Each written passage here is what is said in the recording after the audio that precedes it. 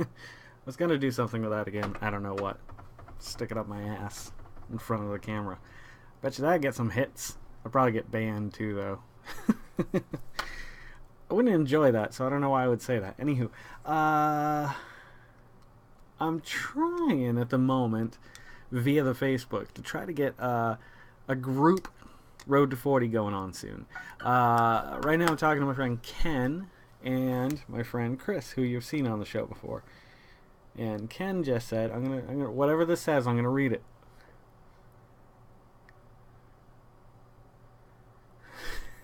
All right. That sounds like an invite for homosexual stuff. Are you an online predator? Sorry, Ken. I promised my viewers I would read it. I won't say Ken's last name because he's a teacher. And oh shit, I'm just cluing you in more and more, aren't I? Aren't I? Yes, I am. I don't know where that pirate accent came from. I'm gonna say oops, laugh out loud. Actually, I'm gonna say oopa because I missed the S. Yeah, I think it'd be a lot of fun. Ken's a really neat guy. We're actually working together on I told you guys about the elderly enforcers. And he's come up with some great little story ideas. And we haven't actually sat down and actually put things on paper, but we've been using a dry erase board and taking notes. And I took pictures of it, so we'd have a copy of it. And then I think we're going to start running with this bitch. I think I do. It's a matter of getting everybody back together again because my friend Jim is also kind of co-writing on this as well. So, my grandfather, Jack Eugene Green. The first memory I have of Jack Eugene Green is I was in bed at 85 Winthrop Street, what would eventually become the front room, I guess we would call it, where we played D&D and drank and I don't know. It was the place we could get away with stuff because the rest of the house at that point, Gwen lived at it, was alive. She lived at it. What the fuck? And so I remember lying in bed and he was reading a story to me, Wile E. Coyote and Roadrunner. And he kept calling Wile E. Coyote Willie Coyote. But I've always been I try to be respectful. So I didn't correct him. I figured he was my elder and I wasn't going to correct him. Moron. He really was a jackass, this guy. He was not a good parent and he was not a good husband. He was a bad guy. And I have nothing I can really... There's nothing any contact we ever had in life that I remember other than this story. And he used to bring home donuts from Honeydew Donuts that was on the corner near Cumberland Farms, right near Grampy's in Taunton, Massachusetts. If you look up any of those places, you'll find it. Or at least Grampy's. Grampy's sells pizza rolls for $1. Well, they used to. There was pepperoni, tomato sauce. There's supposed to be some cheese in there. I rarely found cheese. And then occasionally you'd get a penny. I don't know. It just happened every now and again. I didn't give a shit. Just take the penny out, throw it away. Maybe you win a free one. That's got to be it. I should do that. I should have done that. I'll go back. Next time I'm in Taunton, Massachusetts, I'm going to go to Grampy's and be like... Actually, Grampy's, I don't know about now, but when I lived in Taunton, I wouldn't have gone to Grampy's. Like, without at least Corey with me. Because I would be terrified. It's a bad, bad little neighborhood right over there. It's near Paul Bunker. Plus, you got a lot of white trash there, too. And there's been shootings and shit. It's just crazy. I never liked going in there except you could get pizza rolls, and it was really close to the studios. So you could go to the studios, drink a little, smoke a little, do whatever, then roll on into Grampy's for some cheap, snacky treats. They must have made an absolute fortune off of people from the studios because it was so convenient. They had pizza and wings and chicken dicks. I don't know. They had a bunch of stuff you could get there. Plus soda and beer and wine. And gas. That was the my God, getting gas in Taunton at a place like Grampy's is like risking your life by traffic and violent drivers. Like, if you pull in the same time somebody else is pulling in, like, around here, people would be like, oh, sorry, go ahead. Both of you would be doing that. in Massachusetts would be like, get the fuck out of my way. And they'd haul on the horn, or sit on the horn. Like, that's happened to me quite often, like, in situations, not just at Grampy's either, that, like, people are very quick to anger in bad places like that. I don't mean to give town a bad name, because it's not a terrible city. There's parts of it that are beautiful. They have more drugs per capita than anywhere else in the world as of at least 20 years ago, based on size and, I think, population. So, that's the town I grew up in. My grandfather, though, he left my grandmother for another woman in Missouri. Apparently there's another whole other family out there or something like that. He was a Mormon and grew up in that area, and I guess he still clung to the whole polygamy thing without the acceptance of my grandmother, who was a wonderful woman. Dorothy Mantooth is a saint. Mary Louise Green. So he came back at some point, and she took him back without question, which was really weird. And I'm surprised my uncle didn't kill him. He seemed like a really tough guy. He was in Vietnam. He was a cop. No, he wasn't a cop. He worked at Paul Dever. But he was a big guy. And so my grandfather comes back into the picture, and I see him, in these waning years. He literally is skeletal thin, this guy. Well, he always used to sit on the porch. He always had one of the mesh back baseball hats on with the shitty foam fronts, and he'd smoke butts, and sometimes he'd drink coffee, and he'd cross his legs, and you could just see how thin he was, and just watch traffic. And some days, he'd say hi to you, some days he wouldn't, and he had Alzheimer's. And one day, there's quite a few, I've got some good stories coming, so I hope you've stuck through the first 7 minutes. There's 3 things he would always be willing to say. Hey, crazy weather we're having, huh? And you ain't a kiddin'. You ain't a kiddin'. Crazy weather we're having, and, Yep, that was it. That's all I remember at the end, him saying those 3 things over and over again, until finally we had to, bring him to a hospital or whatever.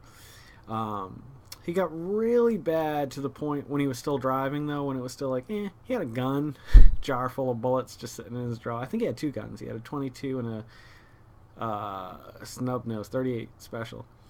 And I used to go up there and load the guns, just play with them. Like, I remember that, like, being like a teenager or younger than that and playing with his guns. So he would wait on the porch all day. Then he'd get in his car. That was the last remnant of the 70s and 80s for me, was my grandfather, because he always had the long metal cars. I couldn't tell you what the make and model were, but they were the ones that everybody had at the time. Solid as shit. All smelled the same. Pull up. There's no button for locking the door. You had to pull up and press them down. Windows, you had to, do by hand. Mirrors that were just like, no adjustable things. Everything was analog. There was no digital in the car. He had one of those radios where you push the slots for your storage stations. It would be like shunk, shunk, or it would move over. So if you didn't feel like tuning, because with those you'd have to just keep turning the dial till you got, and it was, like I said, analog. 8 tracks. I remember those being some of his cars, and I remember every car always had that hump in the middle in the back seat. And you don't have that anymore, do you? Am I crazy? I don't remember it. Maybe the little one. My car's got a very little one. Hey. But that was the last round. I also remember a day we were out yard sailing, my grandmother, my uncle, and me, and we were going to pull onto Winthrop Street, and somebody else was pulling onto Walnut. Well, it was almost a head-on, and both people refused to back up. Like, I was like, this was the most uncomfortable I'd ever been in my entire life. I remember up to that point being like, my uncle and this other guy are screaming at each other. No one refuses to back down. So my uncle puts it in park and just sits there. Finally, the guy backed up and went around us and swore at him or something. I remember that day. But those are, like, when you look at, like, you know how in movies sometimes you have families that look back at old movies and they're on the... Well, I remember seeing some of those. Like, I remember seeing family movies made on reel-to-reel. And, so it still holds that whole kind of, what's the word for it? When something is tanned over, come on. I'm not giving this one up. Black and white, sepia toned. Like, in my mind, all of that has, like, at least film grain, if not sepia tone over it. Like, nothing seems real, but it all seems like a real-to-real movie in my mind. I know that's crazy, but that's how I see my past. Like, I don't see it as something I actually went through. That's why I really feel like sometime, I don't know when, something horrible happened, or I got hit on the head, or... I do have a weird skull and big ears. Corey will tell you. He's always making fun of me. No, he's not. I'm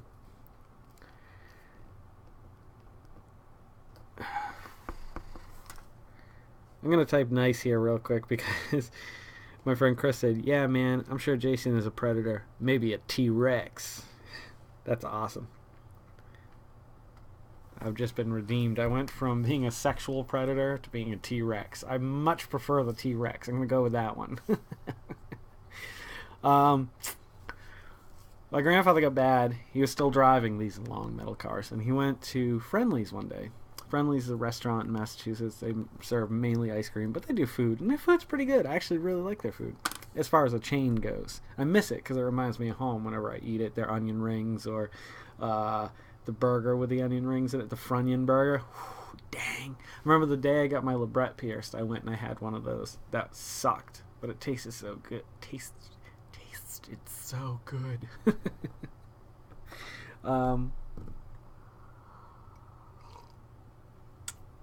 He would go inside, and there was a teller window on the outside where you could just order ice cream, or you could go up to the teller window on the inside and order ice cream if it was too hot out or whatever. Or you could go to the place where you stand to wait to be seated. I ate so many breakfasts there with my mother when I was a kid. I used to like their food a lot. Or maybe, like I said, it's just a memory thing that I'm associating. But he went to the inside teller, and he's trying to get his money out. He thinks it's a bank. And they're trying to explain to him, sir, the bank is across the street. You're at Friendly's. And he's just like, just give me my money. Why won't you give me my money? And so they ended up calling the police. And that's when we had to take his keys and stuff away from him.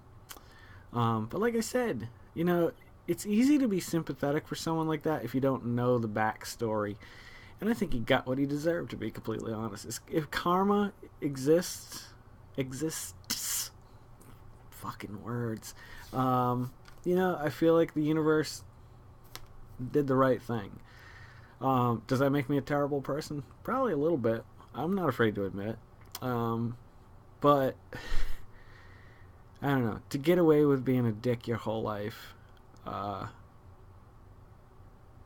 don't know. You deserve something pretty bad at the end, I guess. That's how I feel about it. I don't wish any terrible things on people, but you know, I do kind of feel like goes around comes around isn't a horrible thing. Like, as long as you're not the person coming around. I don't know. Wait a minute. I don't know. Never mind all that. Anywho, that was Jackie Eugene Green. My mother really never had anything good to say about him after he died either. Like, she was never rude or said anything bad about him while he was alive, because I think she was being fair. Like, let your grandchildren know their grandfather, and, you know, I don't know. Or maybe she was just crazy. I don't know. That's the thing about my family. I don't know much about it. That's about it. My grandfather, I could tell you a little bit about him. We had cousins right on the outskirts that we would see at weddings. Sandy, and she had 2 sons, I think. I don't remember any of these people's names. Like, any of these people's names? Is that right? Individuals' names? I don't know. Anywho, but like my grandfather, my grandmother on my mother's side, my mother, her sister Diane, my grandmother's sister Anne, and then the people that they married. Dell married my grandmother's sister Anne. It doesn't matter. But like, I only could probably name 14 people in my entire family. Like, I'm sure I could go back generations, but I don't know them. But on my father's side, maybe I could find out my grandparents' name.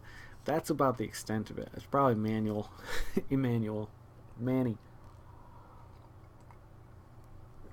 Manny's a good name. I like Manny. Iron Manny. Tin Manny. I drew a picture and called it Tin Manny once. Well, that's 15 minutes of me just...